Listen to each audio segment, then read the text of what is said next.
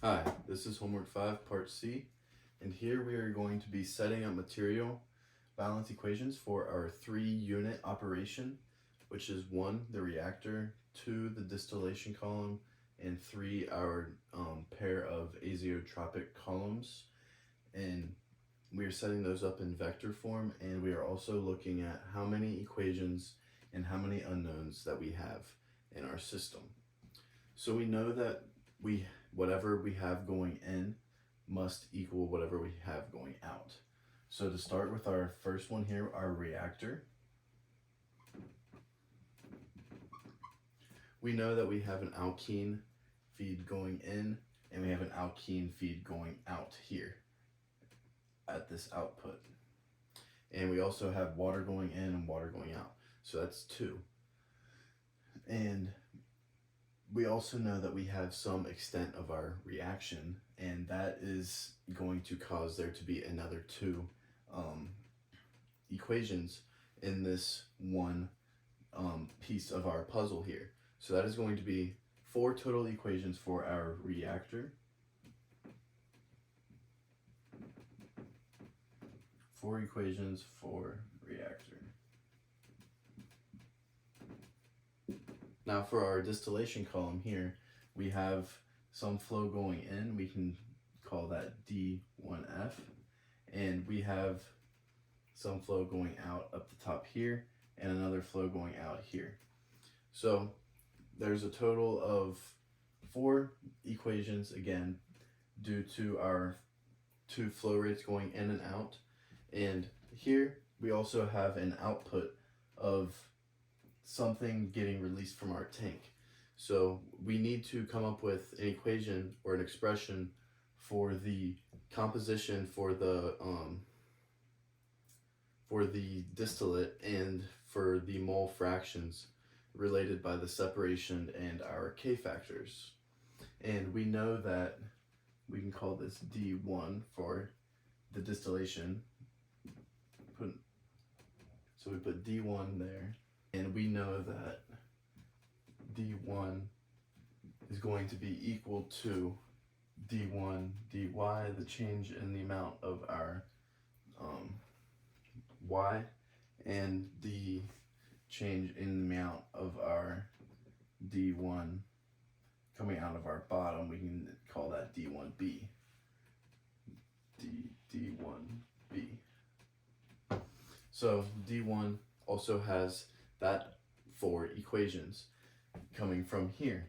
So we have a total of 8 mass balance equations from our distillation column. I'll call that DC. Next, we are going to take a look at our pair of azeotropic columns, and for these, we know that we again have 2 streams of our feed going in, and we have 2 streams of our feed going out. And here we notice that we have some feed coming out here, and we're going to call this our decant of our water. So there's another output here, and this is again going to just come and collect at the bottom of our system and then return back into our water feed, and then just keep inputting itself back into our system. So as I said, we have our 2 streams going in and our 2 streams going out, which is what we have had in our first 2 systems. So we know that we have 4 equations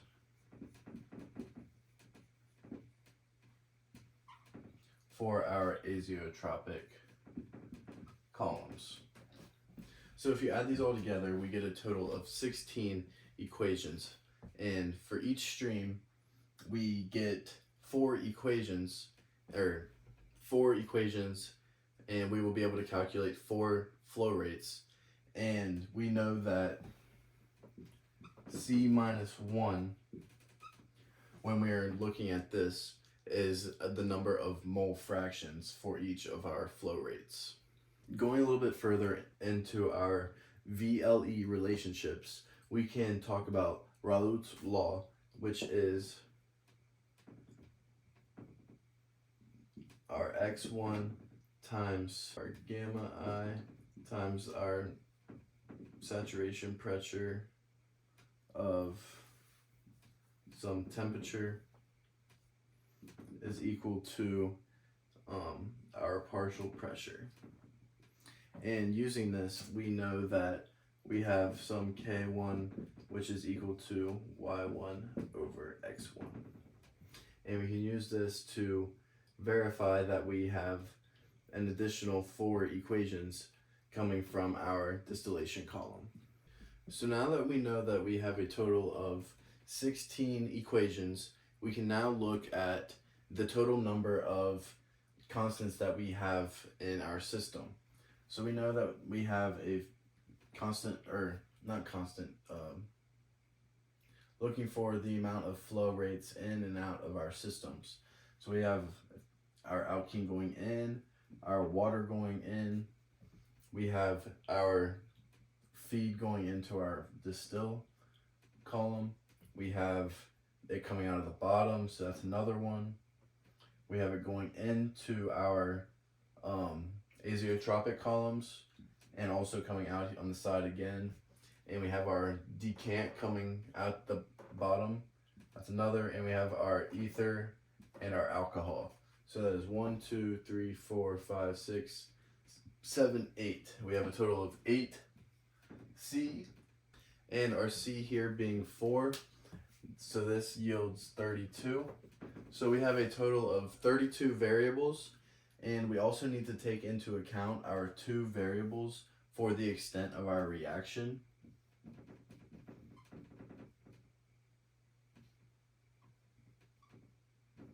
Also going in there. So we can take 32 plus 2 gives us 34. So taking 34, we can then subtract our 16, which is our total number of equations, and doing so is going to yield 18. And that 18 is the number of variables that we need to specify in order to have enough data and numbers to completely and correctly solve for all of our inflow rates and our outflow rates of each of the 3 unit operations in our system here. So what we have solved here for is this 18. So this 18 is the number of variables that we need to specify, because we don't have the degree of freedom of choice for all of the other ones. We need to be able to solve for them numerically. And again, we know that we have 4 components going in and we have 4 components going out, and we have 4 streams. So multiplying 4 times 4 gives us the 16 variables, which is the 16 molar flow rates in our system that we are looking for. And again, we are adding the 2 extents of our reaction for a total of 18 variables. Now that we have gone ahead and broken down our 3 unit operations, we are now going to go into collaboratory, and we are going to do some massaging to our code, and we are going to set up the material balance equations in vector form for each of the 3. So going into collaboratory, we are going to take a look at our previous code from homework 5 part B, and this was our code to calculate the output flow rates of our extent of reaction 1, extent of reaction 2, and our ether and our alcohol products. And this was for our system that was just a box over top of our synthesis. It was just a box over here. And now we are going to code in a material balance for the 3 unit operations that we have here. But first we need to set up our code, and we need our inputs to be a dictionary. So we're going to use this .dict function. So I'm going to type in E is equal to dot dict. And what this is doing is we are going to put all of our inputs in a dictionary, and it's going to enable us to pull from our different variables, and we have some that are arrays and we have some that are numbers. So this will allow us to switch back and forth between having actual inputs like given for our variables, and we will be able to keep pulling these variables interchangeably. So now I'm going to add an E dot in front of each one.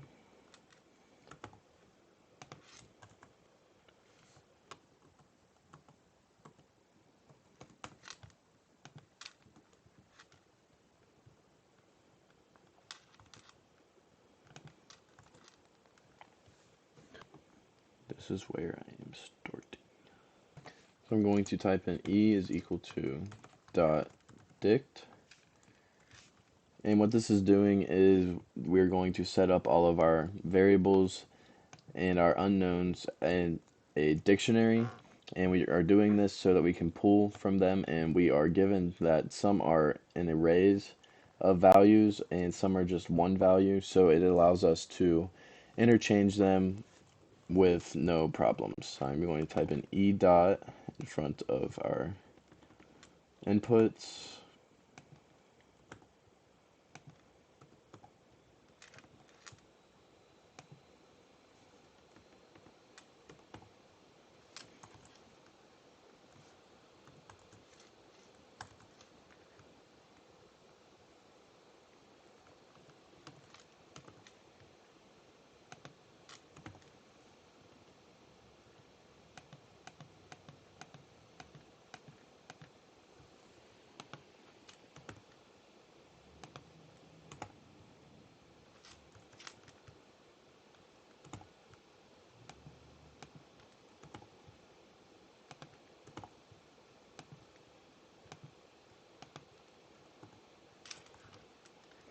So now that we have defined all of our inputs in our dictionary, we are allowed to use our degrees of freedom here, and we are allowed to pick a certain number of variables in order to accurately calculate the remainder of our unknowns, and we are putting them in this dictionary in order to utilize them more efficiently and time saving.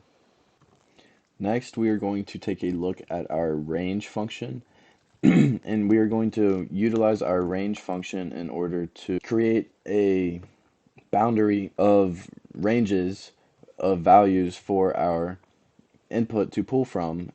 Because we will not be given all of our variables, we are going to allow it to go up to a maximum range for it to still allow it to work. So we can keep our initial guess at 5, and our minimum here is going to be 0, and our maximum here is going to be our alkene feed divided by 2. And it is going to be divided by 2 because we know that in our ether product it is a combination of 2 isopropanols, and the maximum that we can have is going to be half of our input of our alkene. And next we can create a range for our alcohol product. And again, we can keep our initial guess at 100. Our minimum is going to be 0. And our max is going to be just our alkene feed. Just enter. Next, we are going to write a range function for the extent of our reactions. And our reaction 1 was the creation of, or the synthesis of isopropanol. So the range here is going to be half of our alkene feed. So we're going to divide that by 2. And again, our minimum is going to be 0 again. And our max is going to be the alkene because it is going to it could possibly reach the max of our alkene if there was no reaction, but that is very unlikely because there is the production of isopropanol. Our reaction 2 was the dimerization of diisopropanol to disopropylether and water. So the range here is going to be our alkene, and this time it's going to be divided by 4 for our different components that are existing.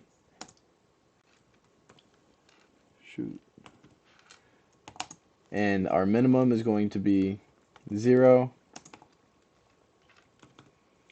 and our max again this time is going to be E dot alkene feed divided by 2, because we would only have half of our feed left coming from the rest of our flow. So now we can go ahead and run this.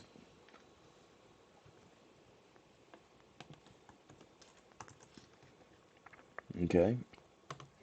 So now that we have declared our extent of our reaction and our products under some range, we have now allowed them to be our unknowns, and they're going to be in that range, and it will still work for this problem, and we will be able to output answers. The next step that we are going to do is take a look at our equation that we coded in to calculate our, or to use our root function. But now that we have our dictionary, we no longer need this vector to unpack all of our unknowns. So what I'm going to do is delete that, and I'm going to need to change our variable here. I'm going to make that D for our dictionary, and what this is allowing us to do is pull from our dictionary, and it's allowing us to have knowns, inputs as arrays, and inputs as ranges, and that's just allowing us to keep our degree of freedom how it is with our unknowns and our variables that we have specified. So now I need to make a D dot in front of all of these in order to pull from our dictionary when we are making these calculations.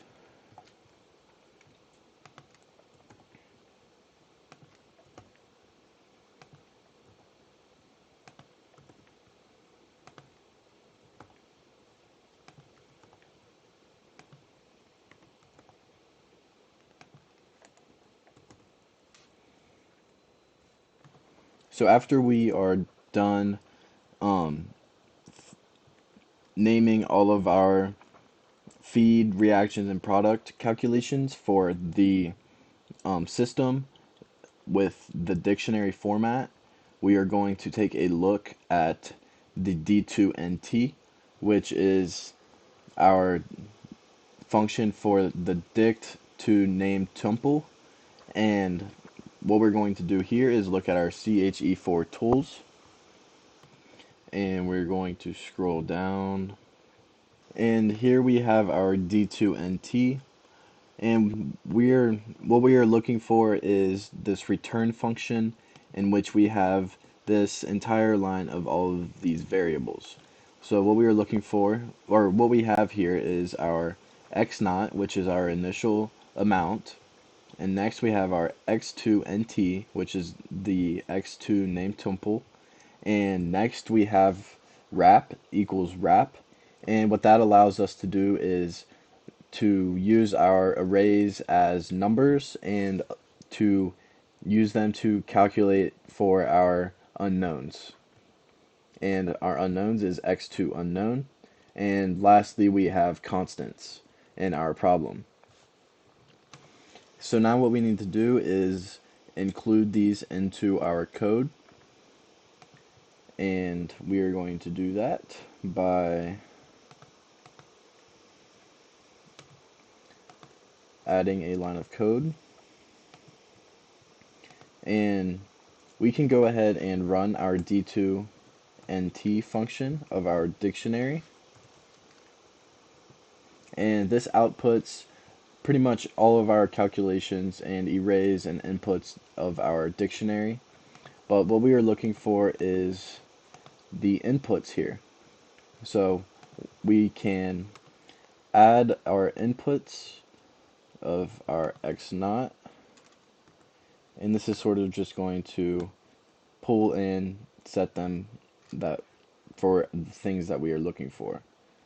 So we have X naught, X2NT.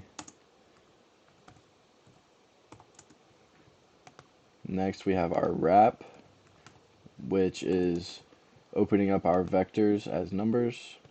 We have our X2 unknown.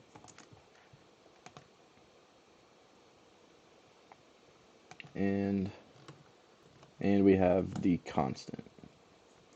And we're setting that equal to D2NT. Shift enter. So what this has done has taken our dict2 name tuple of our dictionary E, and it has unpacked our variables from our D2NT function. It has unpacked them into our code here. So our next step is going to be defining our second set of our material balance equations for our 3 unit operations. And we are going to again pull from our dictionary D. We are going to start our second set of equations by labeling our input for our reaction feed, and that is going to be equal to, it's going to have our same input feed as we did for our first simulation. So we're going to paste this in.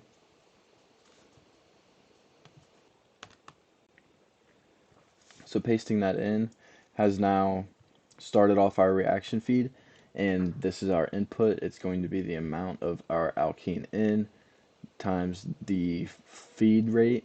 It's going to be added to the amount of our water times the flow rate of our water.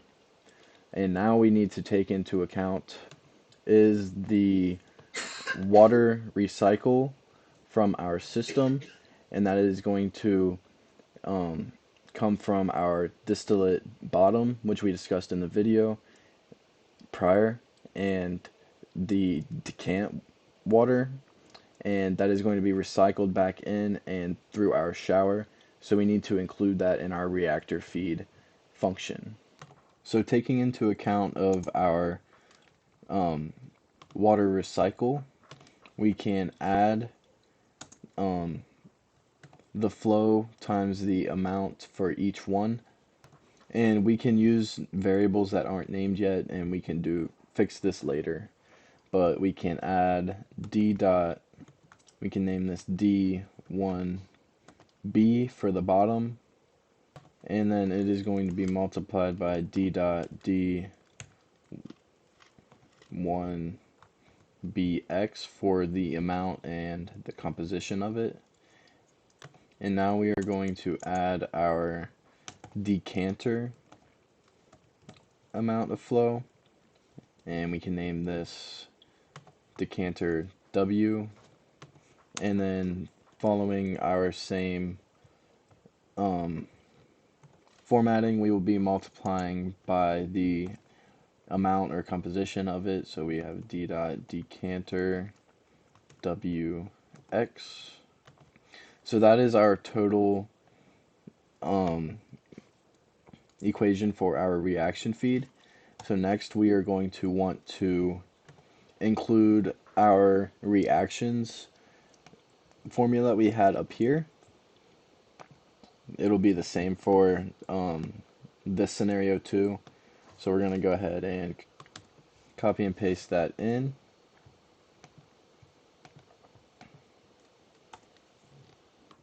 So after we copy and pasted our reaction input in, we now want to include a function for our reactor product.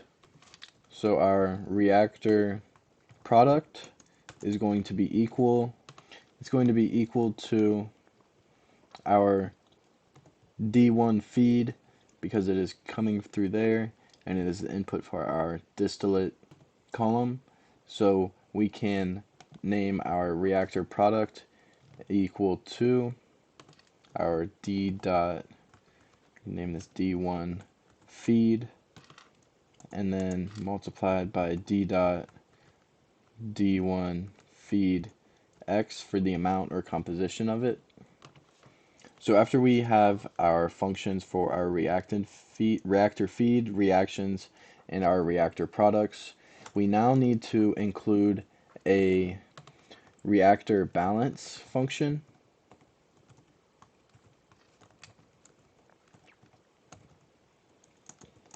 And this is going to be similar to our return function from our previous video. And this is going to be our equal to our reactor feed plus our reactions,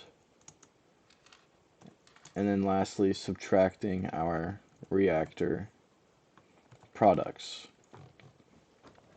And similar to this function up here, our reactor balance should equal 0 if everything is coming out right. The next step in our second set of equations is going to be similar to our reactor balance. We need to create a balance for our distillate column. So for our D1 balance, we are going to have our D1 feed times the amount of our D1, and then we are going to be subtracting the amount of our D1 coming out at the bottom times the flow of it, and additionally we will have the another outlet here of a flow which we will be subtracting from our inlet. So we will have our D dot D1 feed times our D dot D1 feed X, the composition, and then like I said, we are going to be subtracting our D dot D1B multiplied by our D dot D1B composition, and adding the second drainage from our distillate column. We can call it D1D, and then again multiplying by the amount or composition, D1DX. So that is it for our distillate balance. Next we can move on to the expression for our distillate vapor liquid equilibrium, which we will be having in this area. So we can call this D1 VLE, and this is going to be equal to,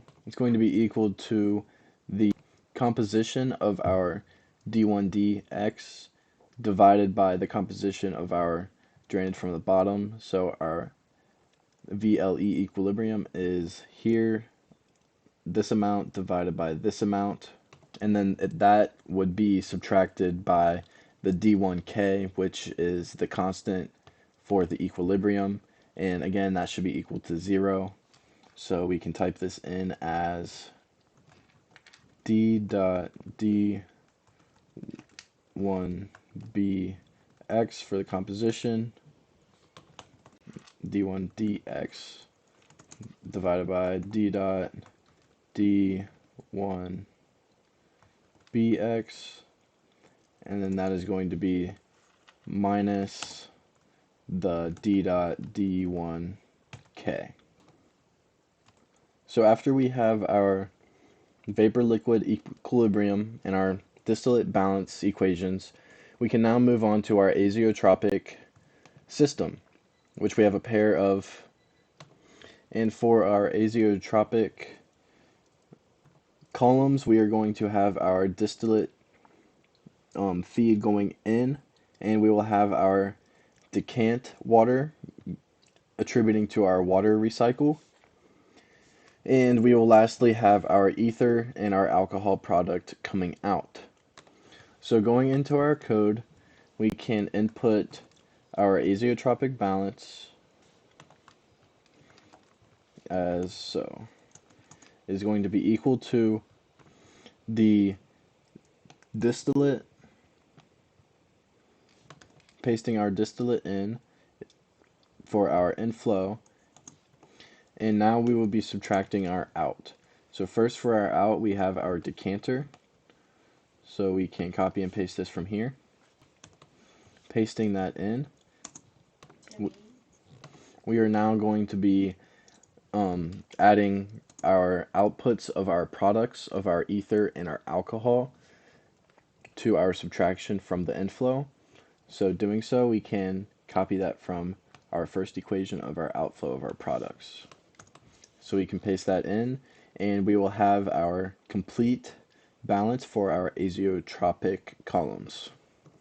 So after we have completed all of our material balance equations for the system, we now need to look back at our problem at the instance where we have a combined molar flow of feed water and recycle water streams, and that is 12 times that of the alkene molar flow rate, the azeotropic decanter water mole fractions, and we will be taking a look at this and implementing it into our code. So going back into some of our inputs, we can enter that E dot, and we can use an acronym WARFR is equal to 12. And what that WARFR is the water alkene ratio flow rate of the system that we are looking at. So after we entered our water alkene ratio flow rate, we now need to incorporate it into our equations function, and we can do so by setting a constraint or a balance for it. So doing that, we can type in WARFR, and we can call this a balance or constraint is going to be equal to pretty much all of our water inputs added together, and then that will be divided by the alkene feed rate and subtracted by the alkene ratio flow rate that we have inputted above here. So typing that all in will give us D dot our water flow, and then that will be added to our bottom water, which is D dot D1B. Next, we will add our decanter water that is coming out the bottom of our azeotropic columns and going into our water recycle. And that is all of our water. Now we will be dividing by our alkene flow rate and then subtracting by our D dot Warfer. So that is it for that.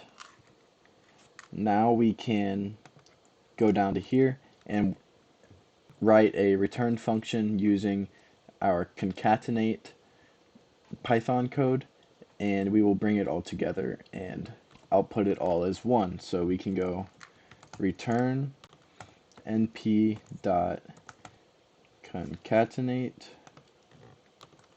and we are concatenating all of our equations that and variables that we created here. So first we can start with our reactor balance and then move on down the list to our distillate column balance. And next we have our distillate vapor liquid equilibrium. And lastly, we will be using our np dot at least 1d function. And we want that because we want our output to be in a 1D array so that it holds the same parameters that we have been using above. And we are using this Python function on our water alkene ratio flow rate balance function. So after we have this all typed in, we can hit Shift Enter. And our next step in this problem is going to be going into or diving into our second equation here and inputting all of our new variables into our inputs above, such as our D1F, our D1B, our decanter, and some of our other stuff. So we can add a new line of code here, and we can start with our distillate feed. So we can go E dot D1F, and we don't know this value, so like we did up here, we are going to create a range of values for which it is possible for that number to be. So doing so, we can type in range, and we need an initial guess, and that can be our alkene feed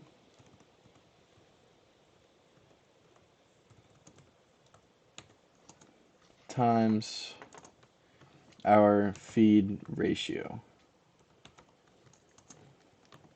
Next, we're going to have a minimum of 0 and a maximum of, I don't know, we can go 2 times our original input. Alkene F times Orfer. So next we can denote our D1 feed composition, our amount of it, and instead of our range, we are actually going to go up here and use our comp function.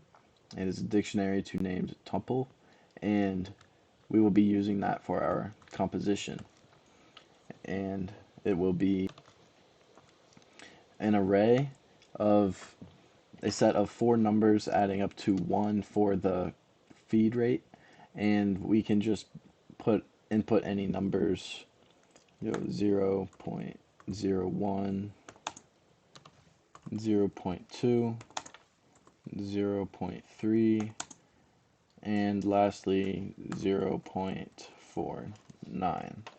So that is for our composition of our feed from our distillate. Next, we can go into the distillate outflow, which was going into our azeotropic columns. So we can go E dot D1D is equal to range, and this is going to be similar to our E dot D1 feed, in which it will be our alkene, E dot alkene feed multiplied by our E dot Orfer. However, this time we are going to mix it up and divide it by 2. Still have our minimum of 0 and a maximum of the same thing that we had here. Pasting that in gives us that. Now we need our composition of D1D, and we will again use our composition function as an array, and this time we can do 0.01, and then we can do 0.05, and then 0.3, and lastly we could do 0.64. Again, this all adding up to 1. After we get our distillate output inputted, we can now go into our D1B,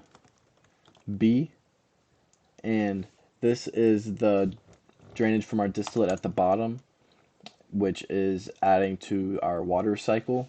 And again, we are going to make it a range for our unknown, and here we are going to have the same beginning range that we had for our distillate feed. Pasting that in gives us that.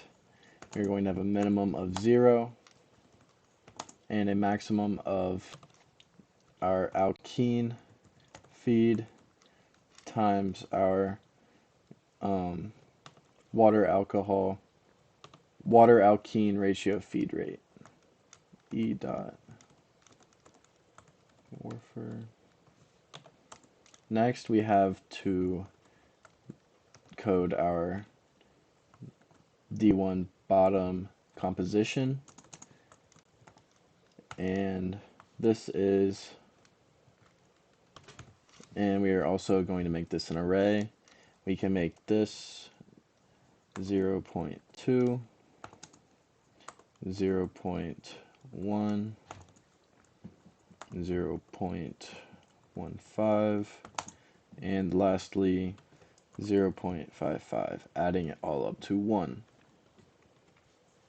So that is our distillate bottom. Next, we can move on to our decanter coming from our azeotropic columns.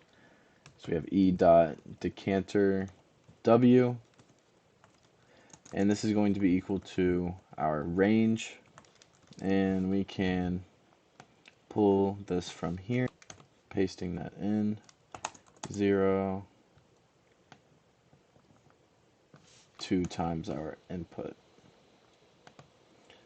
So now we have our composition, and this is going to be equal to, from our problem, it's going to be equal to this. We can pasting that in, get rid of some parentheses.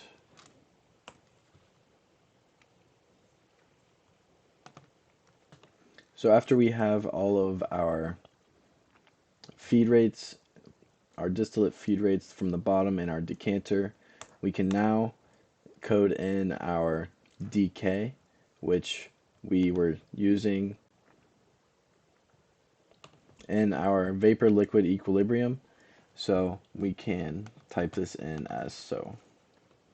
E dot D1K is going to be equal to an NP dot array, and we were given these numbers in our problem of 100, 10, 5, and 0.2. 100, 10, 5, and 0.2. So having all of our things listed now, we can go hitting Shift Enter. So now we are able to go down to our bottom here and look into creating a root function in order to finally solve this problem at hand. And in order to solve this root problem, we are going to need to add another library to our code, and that is going to be called import jax, and we will be importing jax.numpy as j and p, and this is basically just another coding library of Python, and we will be utilizing it in this problem. So before I take the root of our function, I am going to wrap our second equation function, and it gives us this. So now I can go ahead and set wrapped underscore equations is equal to wrap of equations too, because that's what we coded it. So now we will be able to use our JNP, and that is going to be using the Jacobian matrix in order to compile all of our arrays together and output us with the answers that we are looking for by taking the derivative of one equation with respect to all of our other unknowns in this scenario. So now we are able to go in and create our root function. So we're going to use as our solution is equal to the root of our wrapped equations, and our parameters for our x naught, we can just label that x naught. And here we are going to be using our Jacobian matrices, and we will be using our jax.numpy, but we can set jack equal to jax dot Jacobian, and we are doing this of our wrapped equations. Hitting Shift Enter.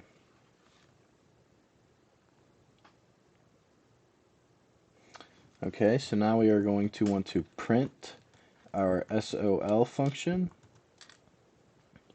and we got that this solution converged.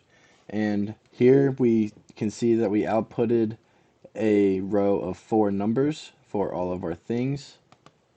And now we are going to look at our x2 unknown of sol.x, and we're going dot underscore as dict,